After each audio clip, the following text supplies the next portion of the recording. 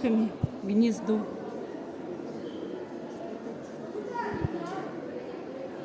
Отряд ракшеобразные, класс птиц, семейство щурковый, род щурки.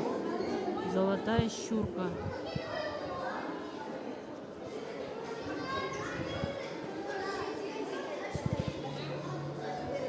Вот это у нас кто? Это овсянковый, род овсянка. Овсянка желчная. Овсянка. Овсянка. Овсянка. Так, а вот это какая у нас птичка? А это просто воробей. Обычный полевой воробей. Вот его яички вот такие, оказывается. Рода такой этот воробушка. А тут птица.